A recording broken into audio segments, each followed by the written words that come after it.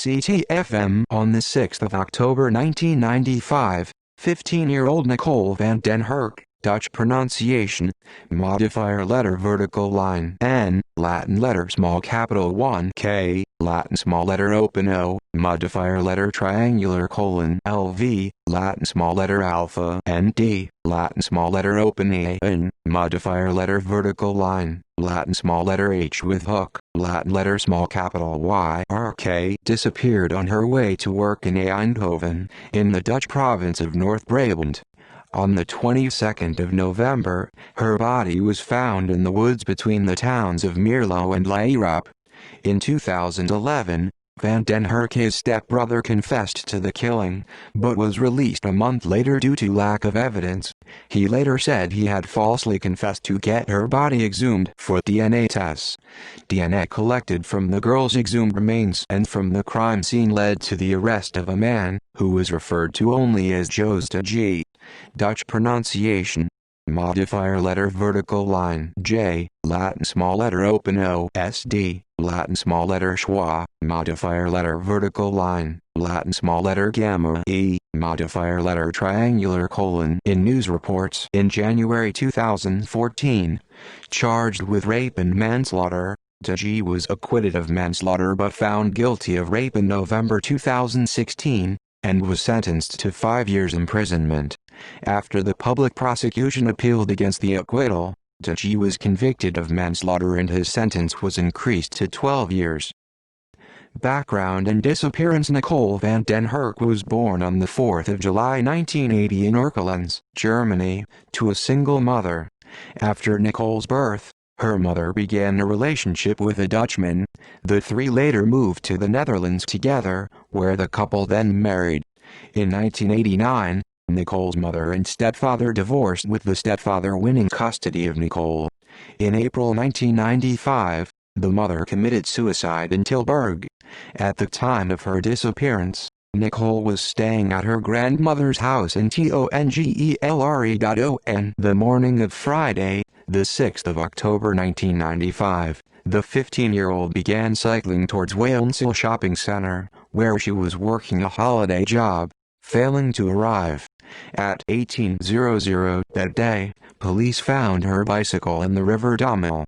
Between then and the 17th of October, the police searched the river and a nearby forest, and on the 19th of October, her rucksack was found near Eindhoven's canal.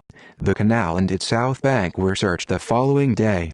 Between 28 and the 29th of October, these areas were searched again. Her stepfather denied the hypothesis that she had run away to Germany, where her extended family lived. By the 20th of November, police had received around 300 leads. On Wednesday, the 22nd of November, a passerby found her body in the woods between Mierlo and Leeuwarp. Her funeral on the 28th of November was attended by some 1,000 mourners. Her post-mortem showed she had suffered 2 fractures to the jaw, other injuries to the head and fingers, and a rib injury caused by stabbing.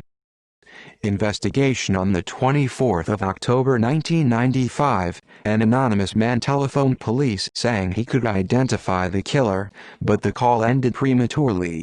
The recording of the call was broadcast on national television in January 1996 in an attempt to trace the caller. Later, the team of detectives was reduced to 4. In February, a friend of the Van den Hurk family arrested for drug trafficking claimed to have been forced to smuggle heroin by a man involved in the killing. The police said this testimony was flawed and was of no help. Meanwhile, Passy magazine offered a reward for details about the killer. Between May and June, the victim's stepbrother and stepfather were arrested in connection with the killing, and then cleared. In 2004, a cold case team investigated the killing to no avail. By 2011, the victim's stepbrother Andy had moved to England. On the 8th of March, he confessed to the killing in a Facebook post, and was arrested by British police. He was extradited to the Netherlands on the 30th of March, but was released 5 days later as the Facebook post was the only evidence against him. Later, he retracted his confession, saying that he believed his father was the culprit. In a 2016 interview, Andy claimed to have falsely confessed to the killing in order to revive attention to his stepsister's death and get her body exhumed for DNA testing. Her remains were exhumed in September 2011 to allow DNA samples to be obtained, while the reward for the killer's details was increased from 25,000 guilders to 15,000 euros. Within a week of this, the police announced that foreign DNA had been found on the remains and that they had received more than 20 new leads. In January 2014, the police arrested a 46-year-old man identified as Joe Stachy after his DNA matched samples found on the remains and at the crime scene. Stachy had previously been convicted of 3 rapes, being sentenced to 3 years preventive detention and compulsory treatment for one of them. He was known to have left his ex-girlfriend's home after 5 hours before the victim's disappearance. Trial. When the case first came to court in April 2014, Stachy's lawyer disputed the DNA evidence, as DNA from other people, including Van den Hurk's ex-boyfriend, was also found on her remains. The lawyer argued that Van den Hurk may have had consensual sex with Stachy, had had multiple sexual partners, and may have been pregnant when she died.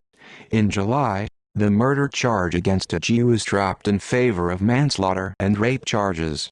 At another hearing in October 2015, Stachy denied contact with Van den Hurk at the time of her disappearance, but said he may have had consensual sex with her a few days earlier. DEG's trial began on the 2nd of November 2015. Prosecution experts testified to the DNA evidence. Later in the month, the trial was suspended for 2 weeks during investigation into a witness's statement that Stachy had confessed to killing a girl. In a later interview, the witness and another person said Stachy had made this confession while the 3 were in a mental institution together a decade earlier.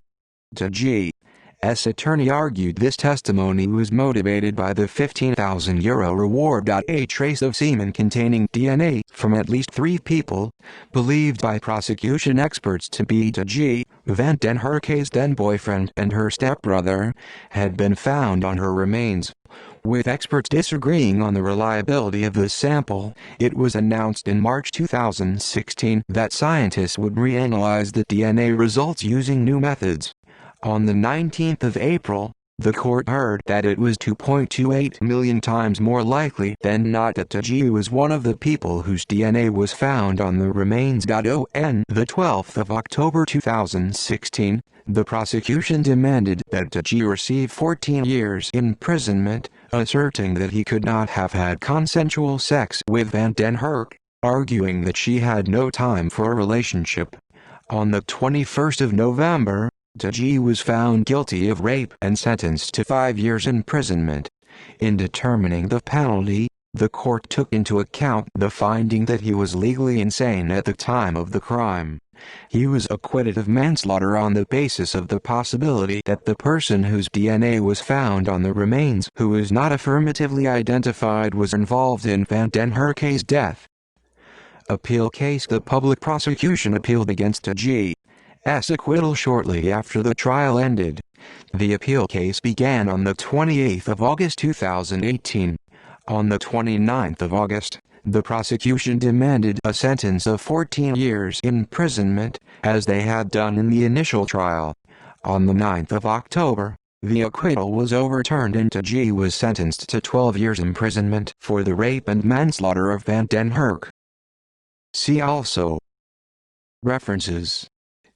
External links. Dossier Nicole Van den Hurk, Eindhoven's Dagblad. Archive from the original on the 23rd of September 2015. Retrieved the 23rd of July, 2017. CS1 maint. BOT. Original URL status unknown. Link. Timeline of Nicole Van den Hurk murder case at Eindhoven's Dagblad.